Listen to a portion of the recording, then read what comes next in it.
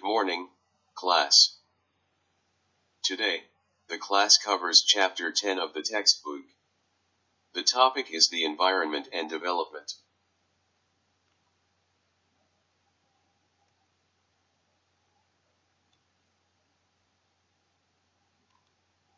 The role of the environment in economic development has received a tremendous amount of attention recently. An overview of the issues can be given in 1 or 2 lectures, while a more detailed discussion and analysis might require an additional 1 or 2 lectures.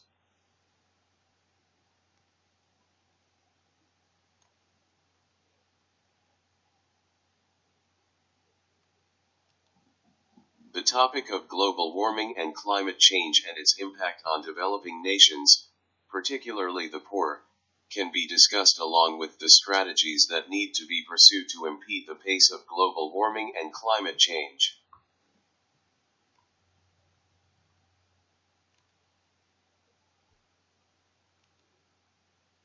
The chapter concludes with a case study on Haiti and the Dominican Republic that examines their economic development efforts and indicators and their treatment of the environment.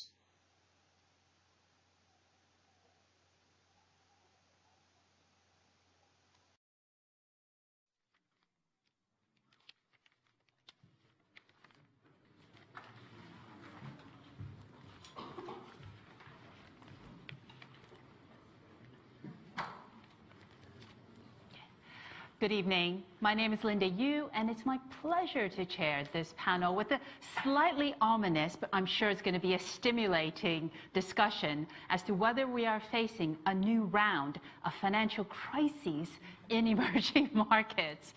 It's going to be, I'm sure, a lively hour. So just a couple of housekeeping things before I introduce the speakers. The very first thing to say is I'd be ever so grateful if you could put your mobile phones on silent. I'm not asking you to turn them off, just on silent. And in fact, I'm going to encourage you to tweet during the session, if you like, using the hashtag #CHEvents. And it is on the record. And on top of that, we're actually being live streamed. So hello to all the audience out on the internet as well.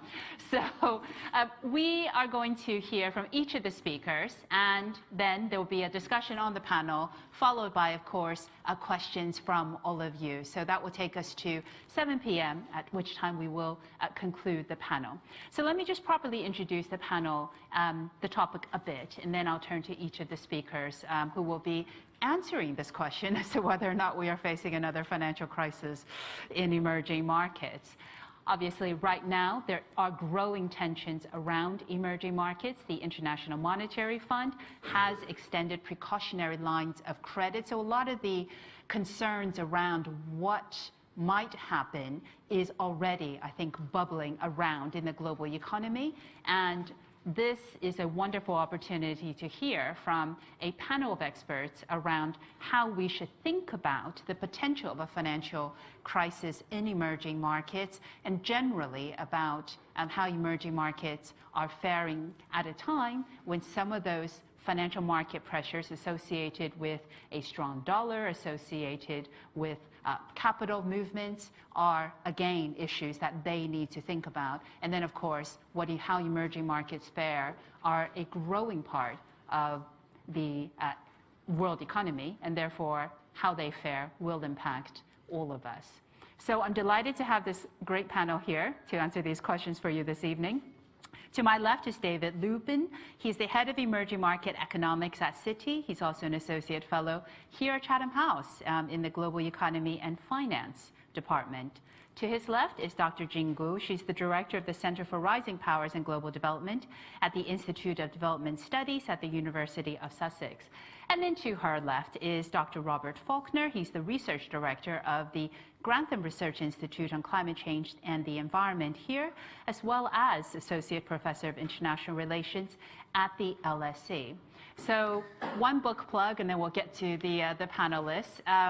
David has written a book called Dance of the Trillions, Developing Countries and Global Finance, published as part of the Chatham House and Brookings Institute Insight book series. I highly recommend taking a look at the book afterwards. And of course, there'll be a reception after this panel where you can ask David all about the book and the tremendous work that he's done on the back of it. So I'm just now going to turn to each of the panelists to give a few opening remarks about this issue of whether we are facing a financial crisis in emerging markets and so how we should be thinking about this topic. So, David, the floor is yours. Thank you very much, Linda. Let me start by asking, why are we asking this question? Are emerging markets facing a new round of financial crisis? It's because since April, there's been a fairly measurable round of capital outflows from developing countries. This is not a new phenomenon. Outflow episodes when capital leaves emerging economies is something that we've got used to over the last 40 years, since Poland defaulted on its debt in 1981, and even before. And we know, well, this episode of capital outflows has already had some quite nasty effects. As Linda mentioned, Argentina, having faced a 35% depreciation of its currency, having tried to defend its currency with 1,000 basis points of rate hikes, couldn't prevent capital from fleeing further, and then had to negotiate a $50 billion standby facility with the IMF. The Turkish lira has depreciated by 20% and has had to raise interest rates by 500 basis points or so. Central banks in Mexico, in India, in Indonesia, in Pakistan, in the Philippines have all had to raise interest rates. The Central Bank of Russia, the Central Bank of Brazil have been prevented from cutting interest rates further in order to stop capital from flowing out in even greater quantities. Why this is happening is exactly the same reason as it's been happening periodically for 40 years. It's a tightening of US monetary conditions. US monetary conditions since the 1970s are the overwhelming force that shapes the push and pull factors governing capital flows to emerging economies. When US monetary conditions are loose, that tends to push capital towards emerging economies, and when they tighten, it tends to suck capital from them. The problem is that saying US monetary conditions is a very broad concept. So I can say pretty confidently that US monetary conditions determine capital flows to developing countries. The problem is that we never quite know at any one time which measure of US monetary conditions counts. Sometimes it's the Fed funds rate. It's what the Federal Reserve does. Sometimes it's the 10-year bond yield in the United States. In 2013, during an episode very famously known as the taper tantrum, the only measure of US monetary conditions that was relevant in shaping the market's risk appetite towards developing countries was the US 10-year yield. Sometimes it's neither the Fed funds rate nor the 10-year yield, it's the dollar exchange rate. And that's where we've been in the last couple of months. It was an appreciation of the dollar that caused this capital outflow rather than anything happening to the US yield curve. This isn't the first time when the dollar has been the most important kind of measure of US monetary conditions as it governs capital flows. For example, in the run-up to the 1997 Asian financial crisis, barely anything happened to US interest rates. The measure of monetary conditions that was relevant in precipitating the Asian crisis in 1997 was an appreciation of the dollar. Frankly, it's a mystery which measure of US monetary conditions is relevant at any one time. I don't know how to explain that or how to explain why the market changes its view from time to time about which measure of monetary conditions is relevant. It just happens. It's just one of those things. As we know, what's happened to Argentina you can quite confidently describe as a financial crisis.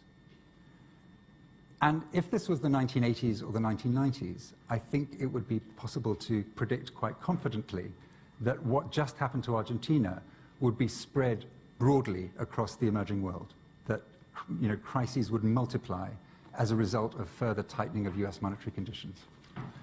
But actually, it's quite tempting to argue that we may be in a kind of post-crisis world for emerging economies.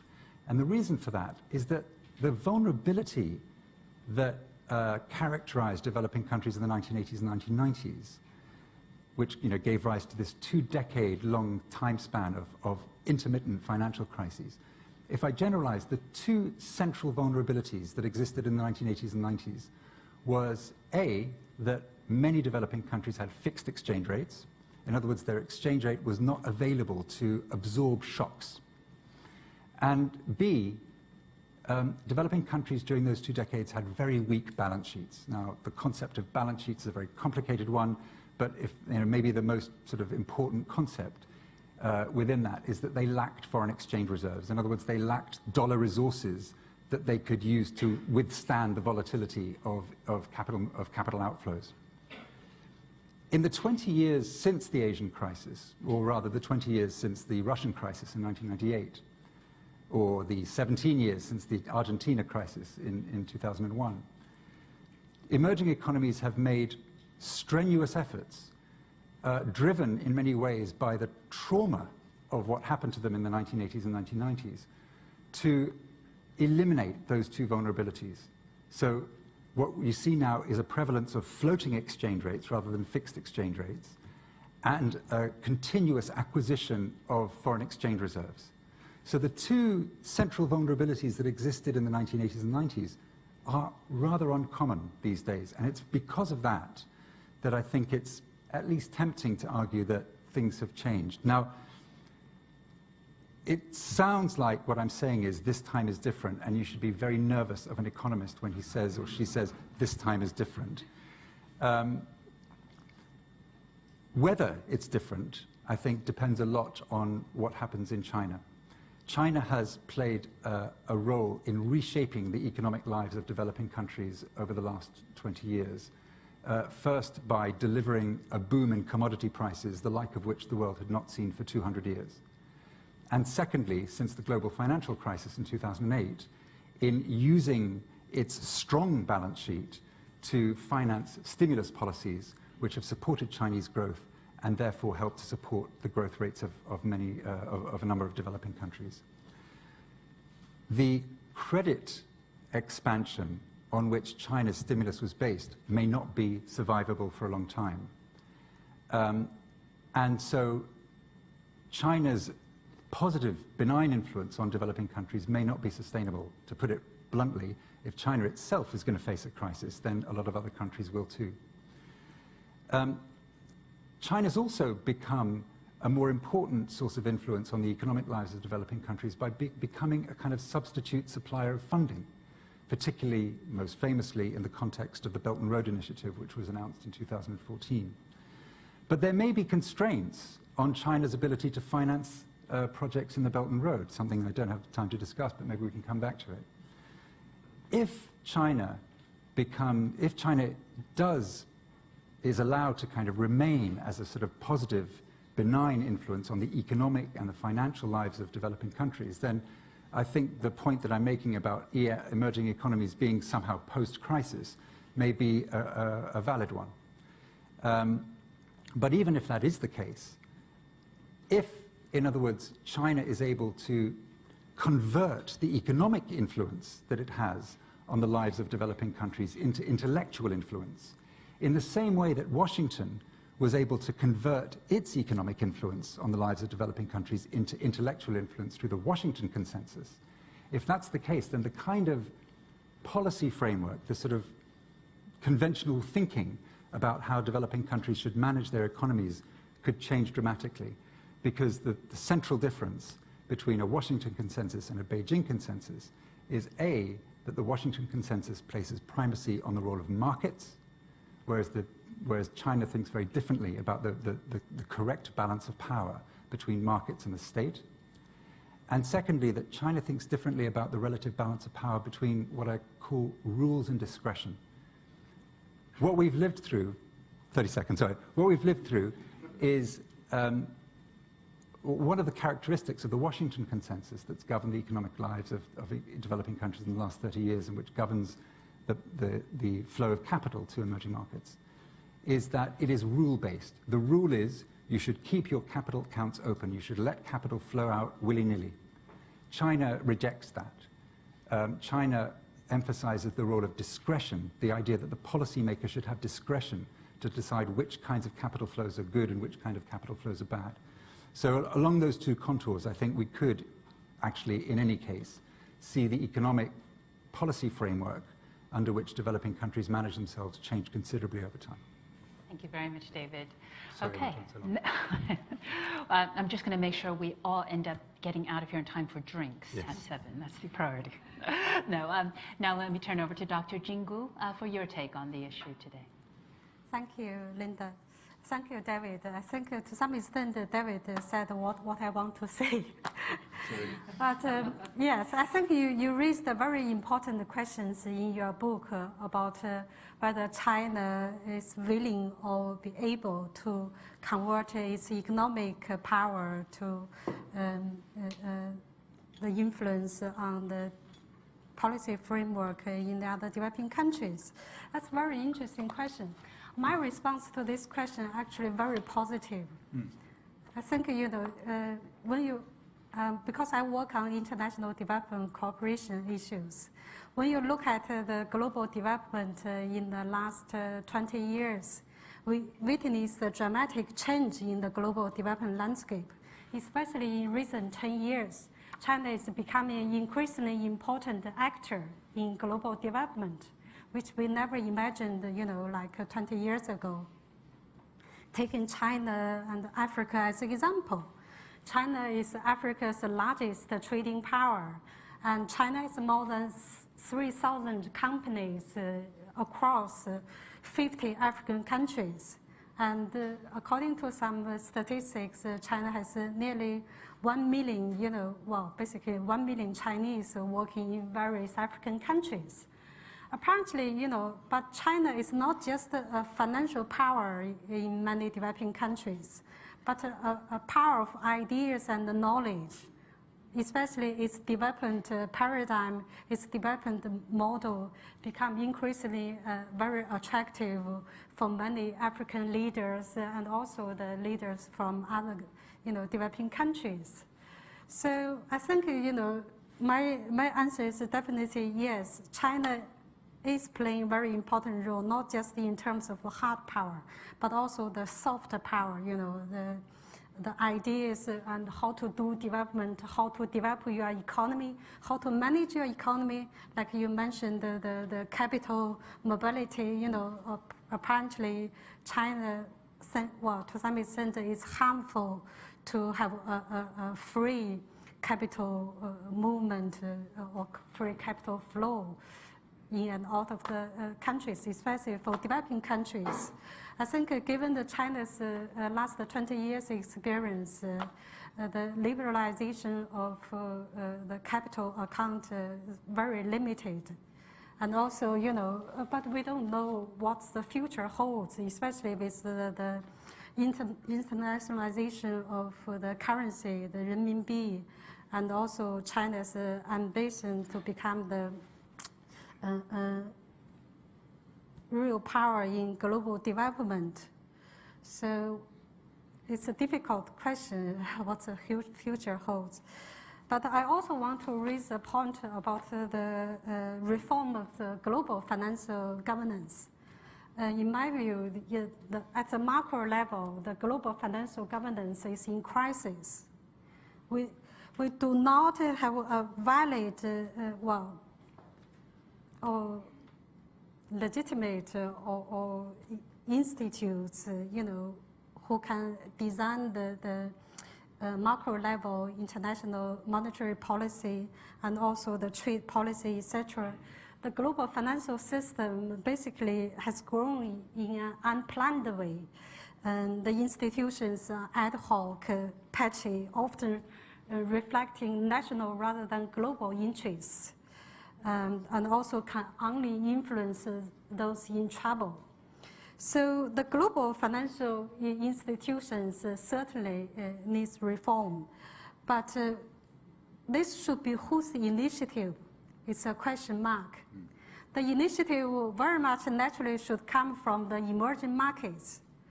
But the emerging markets, we have to differentiate the emerging markets. China is very different from Argentina, from Turkey, etc. They have different national interests. So the future of the reform of the global financial institutions will be very interesting. And we have to see, what's the plan from the emerging markets. And my last point is actually on this important Chinese initiative, global and regional initiative you mentioned, like the Belt and Road Initiative, and also the AIIB Bank, Asian Infrastructure Investment Bank. So up to now, more than 70 countries joined the AIIB, and most of its capital is provided by emerging and developing governments. It will reflect this development experience of these governments. And also, it has incorporated many developing economies into its membership. The authorized initial capital stock of the AIIB Bank is about $100 billion, about 1/3 of the World Bank. So the board of directors will function on a non-resident basis. In 2016, IDS research team had a meeting with President Jin of the AIIB Bank. He mentioned that the AIIB expected to lend between $10 to $25 billion during the first 5 to 6 years. And also, my colleague Stephanie Griffin-Jones' calculation is in 2025, the total level accumulated loans by AIIB could reach $120 billion. And the total stock of infrastructure lending of the AIIB in 2025 could be significantly higher than the World Bank stock of infrastructure lending. If it co-finances with private funders, World Bank and also Asian Development Bank, the AIIB could reach well over $120 billion, up to $240 billion. So, but my point is not about the financial power of the AIIB. To me, very interesting, we need to watch the development of AIIB in the next 20 years. AIIB is not just about finance, it's not just about money, but about knowledge, how to do development. So my confidence with the AIIB is actually lies in its perhaps another identity as a knowledge bank. So I will end up here. Thank you very much. Robert, over to you on your take on this issue about a new round of financial crises and emerging markets. Thank you, Linda. Thank you for having me here. May I take the opportunity to start with a comment on the book, since it was introduced at the beginning and we didn't really touch on it too much. I read it, I enjoyed it hugely. It's not just deeply researched, sharp in its analysis and quite provocative in its conclusions. It's beautifully written. And how many monetary policy books do you know that are in that sort of category, right? So my only disappointment is there are not enough copies here to buy the book today. So that's my main complaint. But apart from that, all I can say is don't miss out on that opportunity. It actually reminds me, the book, of a senior scholar who no longer is with us, who worked in a similar field and also spanned the two institutions where I have hats to wear, Chatham House and LSE. That's Susan Strange. Some of you in the audience might remember her work. She wrote similarly perceptive books about the inherent instability of global financial markets. She wrote them at the LSE. Her famous book, Casino Capitalism, in many ways predicted the financial crisis. But she started out writing on global finance here at Chatham House. And so your book is in that venerable tradition, and I hope it'll carry on in that way. So much for the plug. Okay, I'll stop there. Now, what about the looming financial crisis? I don't want to add too much to what David said, because you've laid it out. It all starts in the US, rising interest rates, the rising dollar, the withdrawal of liquidity in the US is all going to have ripple effects around the world, and particularly in emerging markets. That's the formula that we're familiar with. But I want to mention just a broader context to this, and it's not just contemporary issues in US monetary policy or even Trump's trade war, which we probably need to touch on here. But it goes back further. It goes back at least 10 years. And that's the post-financial crisis monetary situation that we found ourselves in. Thanks to the financial crisis, we've enjoyed, if that's the right word, a good decade of relatively abundant and cheap money.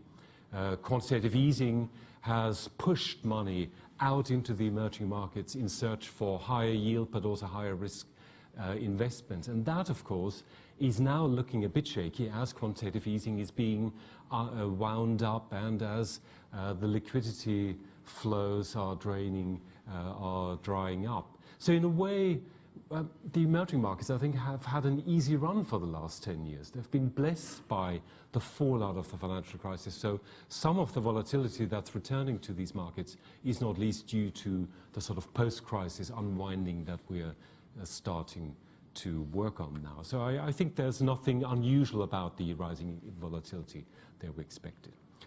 Now, what about those four words that you used? I think in the book you described them as the four most expensive words in world history. This time is different, all right? So if you ever hear that word, run for the exit immediately. But what is different? So you mentioned currency fluctuations. So within a more flexible currency exchange system, it should be easier to adapt. You mentioned the hoarding of foreign currencies as a buffer. That is all good news. Problem is we haven't really tested it, and we're not quite sure which of those countries are likely to rely on that successfully and which aren't. So there's some uncertainty around that. Capital controls. Again, there's now a much more liberal as in free approach to using capital controls. It's almost the opposite of the Washington consensus that had existed so far. And again, we haven't put them to the test yet. China has demonstrated how you can shield yourself against financial instability. But of course, China is a very different player in that field and has its own unique characteristics that many other emerging markets can't replicate. So I'm not convinced yet that this time is different indeed, because I'm not sure we've put these new mechanisms to the full test. And so we are probably going to run the good social science experiment. And as often in social science research, others will pay the price for it. The last point, and I'm aware I need to come to the final point, brings me to China and China's role. And in the book, David, you talk about how the Washington consensus is receding, and I would go further, it's dead in the water. And you then talk about the Beijing consensus emerging as a potential alternative, as a perhaps new intellectual framework with China providing solutions to the world. I'm just not sure there is such a thing as a Beijing consensus. I mean, consensus means lots of people agreeing on something. There's probably more of a Beijing model, and it's not clear yet whether many world financial players will agree on that model. And I'm not even sure if there's a Beijing model either. What is it usually assumed to be? It's a mixture of a heavy-handed but clever role of the state in directing investment and managing economic growth. And that's then coupled with the idea of shielding that state-run capitalist system from external shocks through, for example, the use of capital controls, your discretionary method. Fascinating model, but I can't quite see how you will solve emerging markets problems by telling other countries do the same and do more of the same. It takes a lot. It takes a very capable state. It takes a very focused state, and not the kind of state that we usually observe in lots of emerging markets. And so I'm not quite sure that that is going to be the sort of the recipe that will unlock these political dilemmas that these countries face. So I think there are other measures needed. And finally, just on China's role, if I may, Chair, one last comment. Yeah, China is playing that huge role now. Its lending is almost on a par, and in some cases exceeding the lending that the World Bank and other Western multilateral banks are dishing out around the world. But again, China has had an easy run. So far, it's been lending huge amounts of capital in environments that are not rocked by financial instability. China has not had to deal with countries that default, that do not play by the rule book. And so China has yet to experience what it means to be the world's largest lender and then have to enforce the rules and then have to deal with those countries that behave in rather awkward ways. So in a way, it's interesting to note that China's lending institutions, the Exim Bank and so on, are starting to try and draw other multilateral banks into their own activities, not least both to spread the risk but also learn from them how you manage those potentially defaulting countries. So I'm not convinced that China is going to be the next big thing after the failure of the West. And I'll leave it at that. Thank you very much, Robert.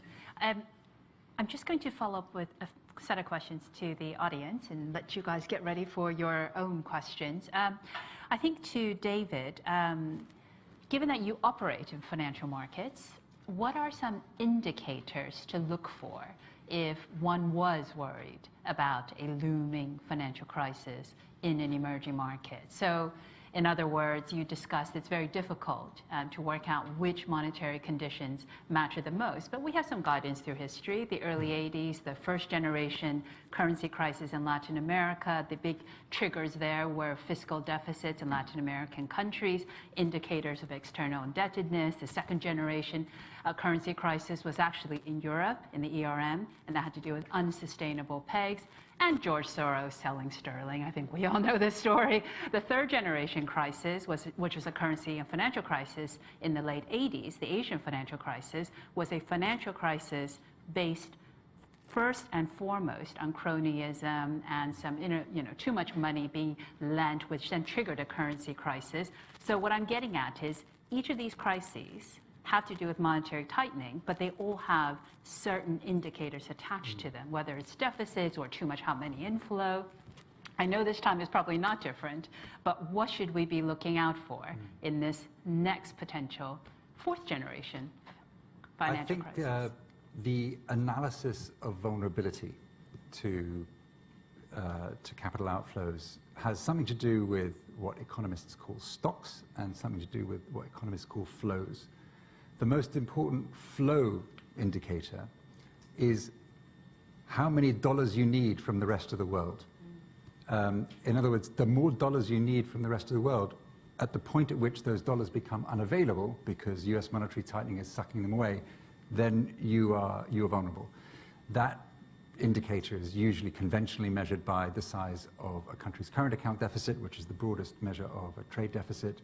How much of it is covered by their own reserves? Yes, and what obligation each country has to repay debt over the next 12 months, let's say. Yeah. So that's a kind of, a way of thinking about a kind of flow indicator that gives rise to vulnerability, that helps you understand vulnerability. But stocks are important too. What I mean by stocks is just how much debt you have in the first place. So, just making up an example, a country that has a large current account deficit, in other words, a large financing need, but very little debt on its balance sheet, will be safer than a country that has a same large current account deficit but has a lot of debt. So it's that kind of, it's a sort of balance between an analysis of stocks and analysis of flows. Great. No quick rules of thumb, 50% external debt denominated in dollars or anything? I wish. There was one of many of the people who kind of failed to see the Argentina crisis coming in 2001 drew a lot of confidence from the fact that Argentina's public debt burden was less than 60%, which was the Maastricht criterion for public debt. So as soon as you think you've identified a rule of thumb, something's going to come and make it wrong. That's a very good tip, actually. Jinggu, I wanted to get you to elaborate a bit on, you talked a lot about China's growing role.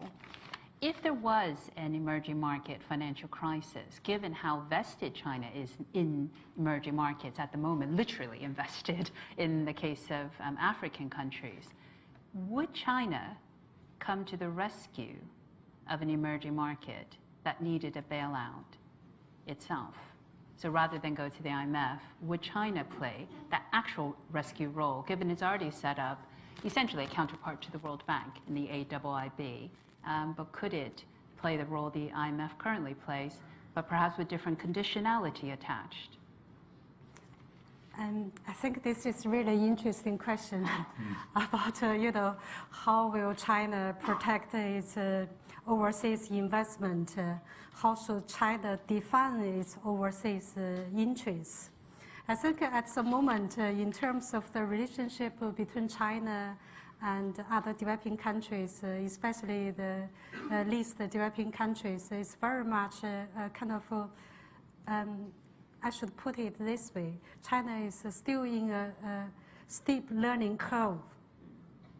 So it's not, the answer is yes or no. Yes is China is actively pursue a policy of trying to, to help the developing countries develop its economy, but also to treat them as business partners rather than the relationship between donor and the recipient. We witnessed, in the last 50 years between the North and the South. It's always the relationship between donor and the recipients. But China regards its relationship with many developing countries as very much a partnership, strategic partnership. In other words, if you're business partners, you need to behave like business partners. So I think China will to try its best to help the other emerging markets or the other developing countries. But there's so much China can do itself because it's facing a severe domestic challenge in terms of how to manage its own financial risk. Linda, perhaps you know very well on this. In recent 2 days, this hot debate between the Chinese Ministry of Finance and also Chinese Central Bank on the how to manage financial risks, and also can China have a valid fiscal policy? And what's the difference between Chinese fiscal policy and Chinese monetary policy? All these debates are going on right now. So I think, it's difficult to answer, but I think from China's national interest point of view, China will do its best to help the other developing countries. Thank you. Yes, no, I think China has a lot of discussions around macroprudential regulation, how you manage financial stability on top of all the other risks that it currently manages with exchange rates and debt. And that leads me nicely, actually, to Robert for the final question. In terms of, you've expressed, I think, some skepticism around the current economic order as it stands. I suppose the question I would ask you is, if you looked across emerging economies, we've talked a lot about the financial side, are there other triggers that could cause a crisis? Because as we know, crises can be crises of confidence. Exactly, and there are a lot of economic factors, but also geopolitical factors that play into that. At the moment, everyone's looking very carefully at the evolving trade relationship, or is it already a trade war between the US and China and the US and the EU? Well, talks have just broken down today, so we're getting closer to a trade war. It's hard to keep up with developments here. But I think this has huge implications for emerging markets. They may think, who knows, that they are not at the moment in the sort of they're not the target of Trump's various trade policy measures. But of course, for many emerging markets, the last 10, 15 years were all about embedding their own companies in the global supply chains that American, European, and increasingly Chinese companies have run around the world. So there's a famous economist, Richard Baldwin, who in his book about the history of globalization writes that this was the main growth strategy, to find your niche in global supply chains. But that means this strategy of export-led growth only works if those trading relationships will continue to work in that way. And what Trump is currently doing is he's disrupting many of these supply chains, forcing back American capital and American employment back to the US, a reshoring effort which is enforced, and this will leave a lot of emerging markets high and dry in terms of their ability to insert themselves and stay engaged in these chains. So that could certainly drive down investor confidence very rapidly. So I think this is actually an unusual situation that we've not had before. Some observers point out that growth in the global economy is still looking good. China's growth rate has just been revised down again to another 6-point-something rate, wouldn't we all? 6.7. What looks terrible from a Chinese perspective is admirable from everywhere else. So there's still robust growth around the world, and of course China's investment program in infrastructure will shore up some of that growth. But that can turn sour very quickly indeed. And that's where I'm rather worried that we will pile crisis onto crisis here. No, it's very good. Indeed, I think that is probably one of the other big risks, which is if this trade war, if it is a trade war, starts to target investment across countries by putting up barriers, then I think that could cause some developing countries to find it very difficult to continue to grow. And that's the issue with debt. If you're growing, then the debt to GDP ratio always looks slightly better than if growth gets really hit. You knew we'd get to Trump. Now the floor is open. There are microphones which will come around. If you could please introduce yourself, your name, who you're with, and who you'd like to answer your question. But I'd be so grateful if you keep the question concise so we can get in as many questioners as possible. So the gentleman there in the white shirt. Then I see a hand up over there, the gentleman in the back row. Good afternoon. Nick Harris from Allenby Capital. To be honest, I'm not sure who would be the best person to answer it, but question on China and its sort of stock of foreign assets. What is the proportion between maybe more conventional debt holdings and direct stakes, whether they are equity or quasi-equity? Good question. Thank you. Okay, there's a question there. Member and freelance marketing consultant. My question is, can the future economic crisis prevented by applying behavioral economics? Great question. Thank you. Okay, and we've got two questions. We'll take both of you. Yeah. Thank you. I'm James King from the Financial Times. First of all, I'd just like to say, David, I read the book. I thought it was absolutely terrific and really taught me a lot. That goes on the cover, David. That's James. My question is, either to Jingu or to David, do you feel that the Chinese authorities think that they're kind of running short of money to fund the Belt and Road Initiative? It's just as simple as that. Okay, we'll come to the next round in a moment. So, foreign assets of China, debt versus equity stakes. David, do you want to take that? Yeah. China accumulated a stock of foreign exchange reserves which reached $4 trillion in 2014 because of capital outflows. In 2015, 2016, that stock is now around just above $3 trillion. At one stage when reserves were high, and in the context of the announcement of the Belt and Road Initiative, SAFE, which manages the central bank's reserves, the State Administration for Foreign Exchange, used some reserves to capitalize a number of investment companies, the Silk Road Fund, CIC Capital, the Chinese National Investment Corporation, the China Latin America Fund. You know, there are a number of different investment vehicles. Actually, there is not much transparency about the exact amount of funds that were used to capitalize these investment vehicles, what their exposure is, or what they do. There's just not much transparency. And to save time, I'll quickly use that as a kind of segue to answer James's question, which is that if the renminbi were a properly functioning global currency, then China could just print the stuff and lend it to other developing countries.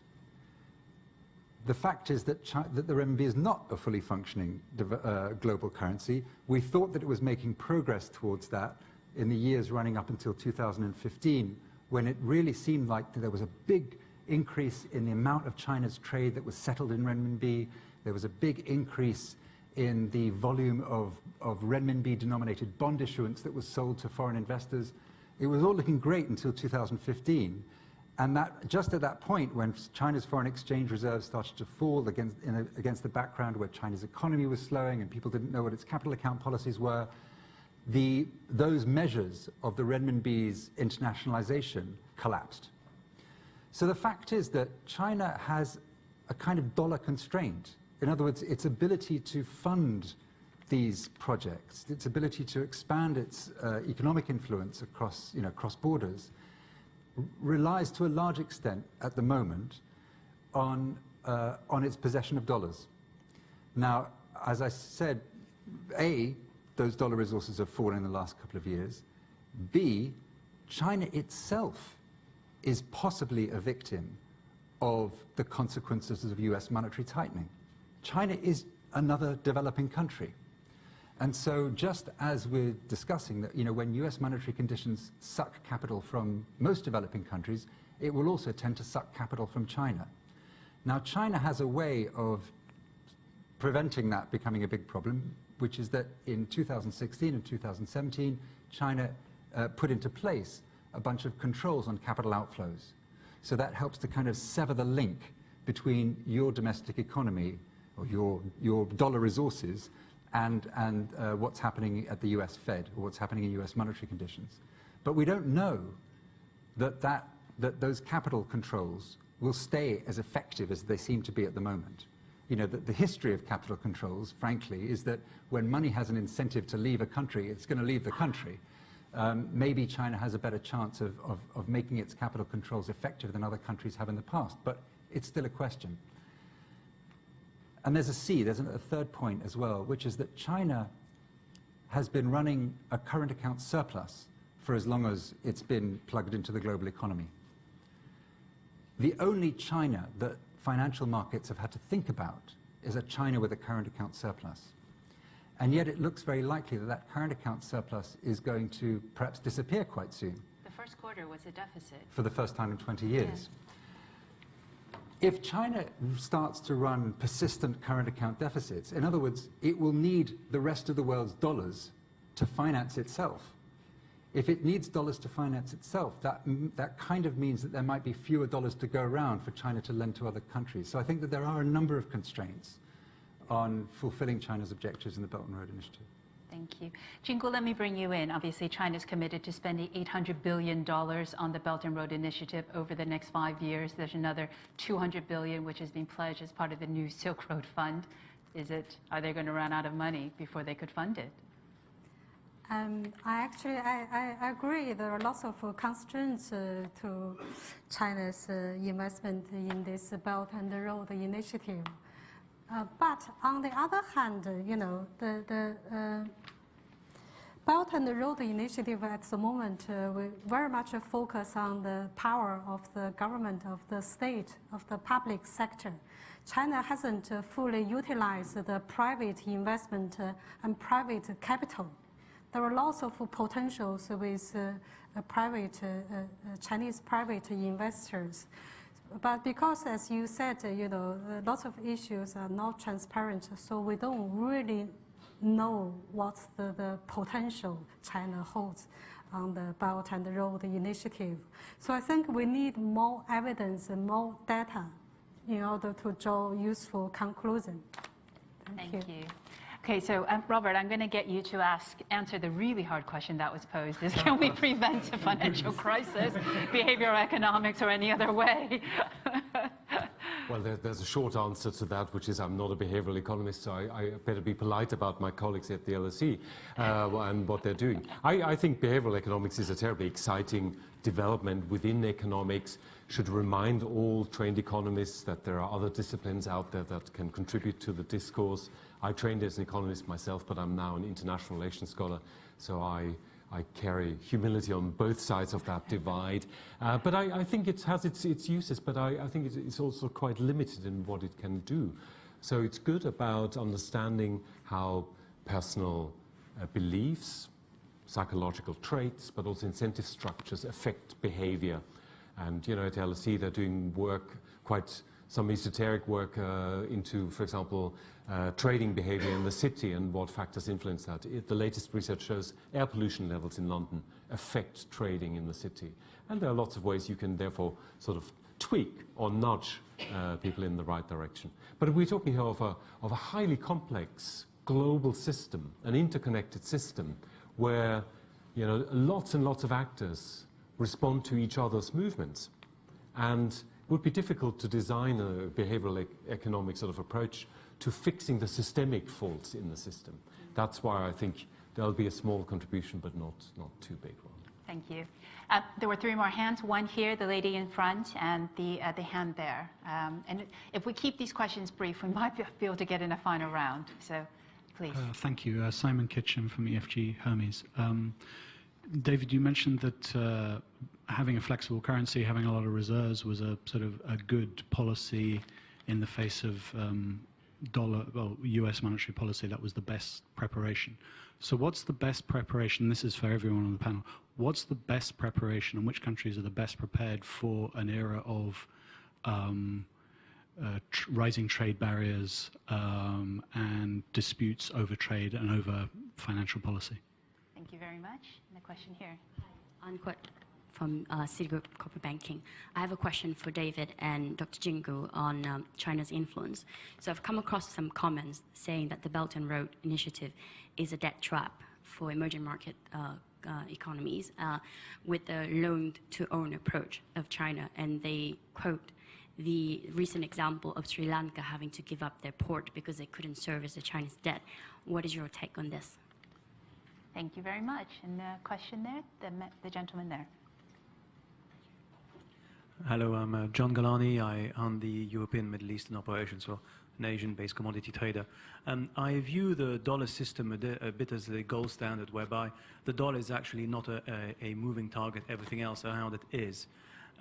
If the dollar shifts, then everything else has to shift around it. If and when we do go into the next crisis, we need to work around the dollar, as is today the case. And so with the splintering of the geopolitical structures, do you believe that any crisis would be exacerbated by the current tensions? Or is there still a consensus whereby we can get together and help each other in a way? Great question. Thank you very much. So let's start with the best prepared EMs, David. I want to get another round, so if I may, just ask each of you to answer one of the questions. Just on Simon's question about trade barriers, it's critically important. Emerging markets is a kind of organizing concept in international capital markets. For anyone who's involved in finance, it's an asset class. In other words, it attracts capital because there are bankers and people who sell the idea of investing in emerging markets. Emerging markets would not exist as an asset class. It would not exist as an organizing principle in international financial markets were it not for globalization. And the rise of protectionism, which is not something that was born on January the 20th, 2017, when Donald Trump was inaugurated. It's something that we've seen grow, for the last several years. Rising protectionism is a critical threat to globalization. I'm not trying to make any prognosis or anything. I'm just trying to identify the threat, because what globalization has been, the reason why emerging markets exist as an organizing concept is because there's an economic globalization process underneath the financial globalization stuff.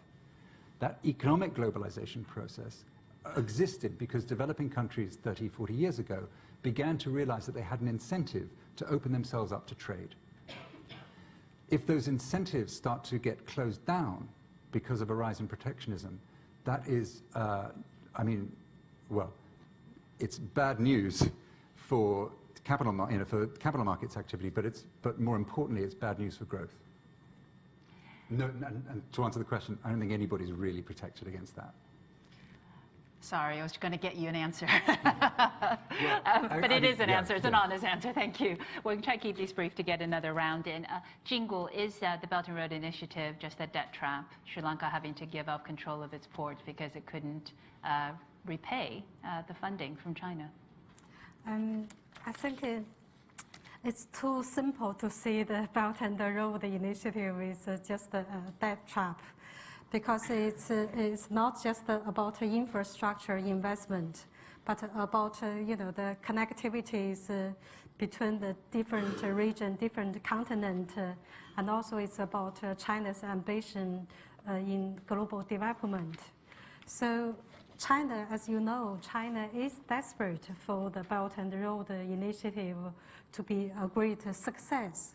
So in other words, the government and also the companies and also the think tanks trying very hard to make it a success. This debt issue definitely is on the top agenda of the government and the think tanks and the companies, so how to deal with this debt issue. And also the Belt and Road Initiative at the moment, it just started in 2015. So it's too early to say, or it's just a debt trap, or it's just a blueprint for the global development. It's too early to say. We need evidence. We need, a solid case study to prove, the benefit and the pros and the cons of this global initiative of China. So definitely more research, more in-depth research needed. Like at your center. Robert, just quickly on the, when we had the 2008 financial crisis, obviously all the countries came together, swap lines were agreed between central banks, and you saw really the G20 acting together to promise things like not do protectionist measures and all of that. Are we in an era in which if we had another financial crisis, you could get the same level of consensual working together, collaboration? Do you want me to keep it short? Yes. The answer is no. I think, okay, you're going to have to say a bit more. Okay, there's a bit more to that. I think we're only beginning to see the Trump effect playing itself out in a lot of different forums. And even if you think that this is a 4-year problem or an 8-year problem and then we'll revert back to normality, I don't think that's a realistic scenario. I think the world since the end of the Cold War has been drifting into a much more regionalized system, but certainly in security terms, also in political terms. China as a rising power is unlikely ever to become a global power, is more likely to become a regional power. It already is, but I don't think it has either the aspiration or the capacity to be a global power the way the US was.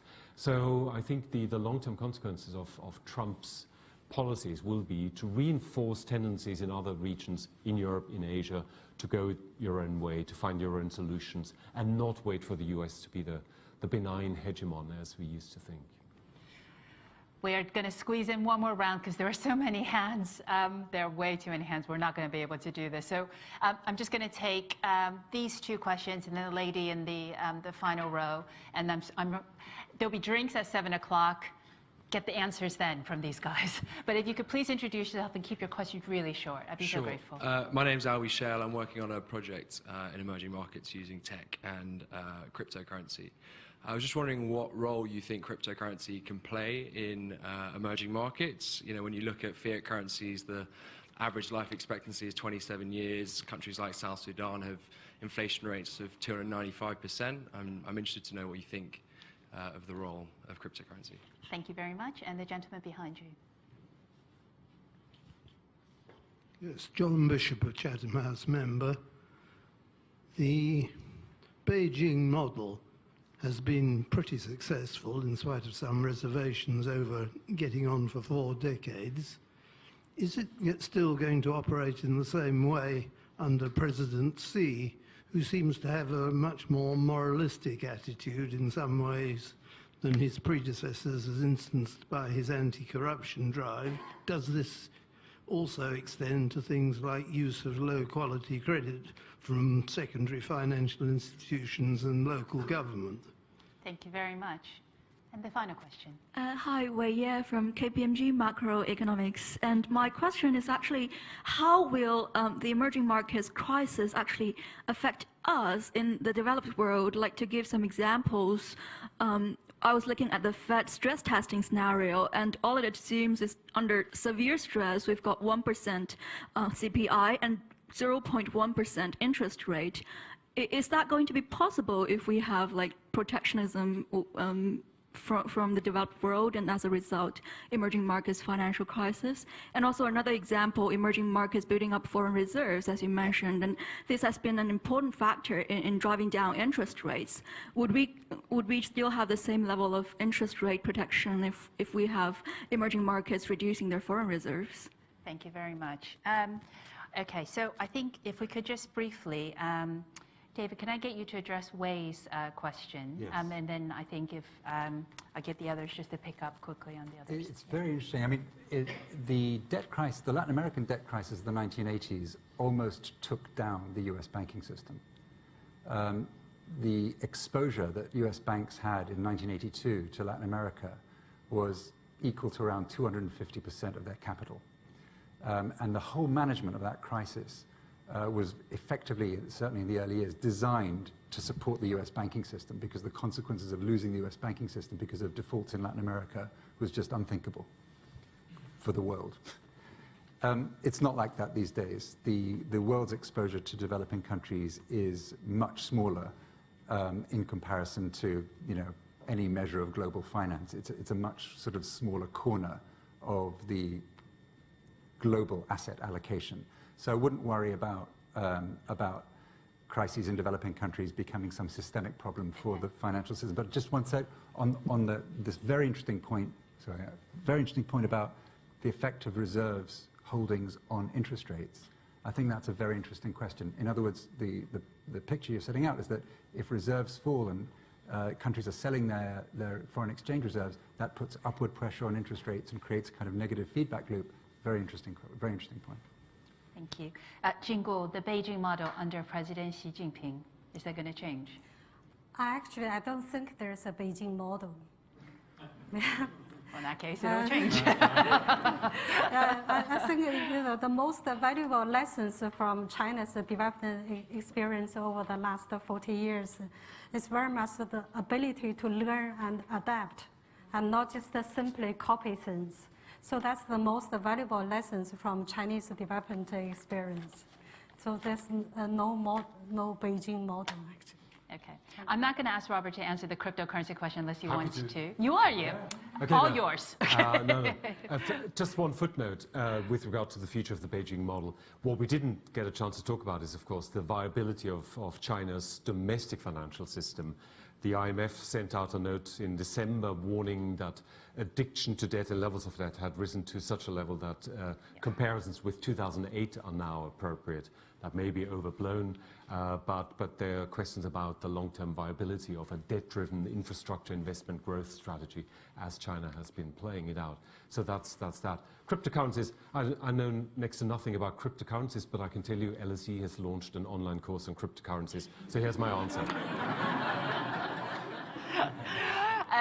With that, we are literally out of time, but I am on your behalf going to insist that the panel answer the question which is posed when you came this evening.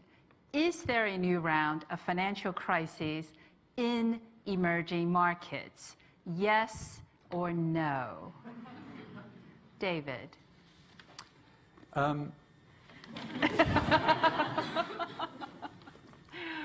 Literally yes or no, because we're cutting into drinks now. Okay. There's a difference between a sell-off and a crisis. In other words, currencies can fall in value, investors can lose money, countries go into recession. Those are all bad things that happen. But financial crisis is a very specific term, and I think a systemic financial crisis in emerging markets at the moment, I think, is unlikely. Thank you. Jinggu. I think we have to differentiate the emerging markets. You know, they are very different, so we cannot so China. just. Yeah. Will China have a financial crisis? I don't think China will have financial crisis. Thank you. Robert. It's not here yet, but there's bound to be the next financial crisis. and I would bet my house on that. So. Do you know, somebody told me that when you make a prediction, you should either make the prediction or give a timing. You notice he didn't give a timing, so Robert's going to be right at some point. And so will David, and so will Jinggu. Please join me in thanking this fantastic panel for a wonderful discussion this evening.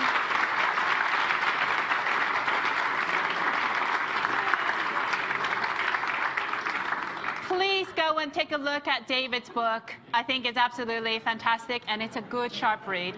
See you for drinks.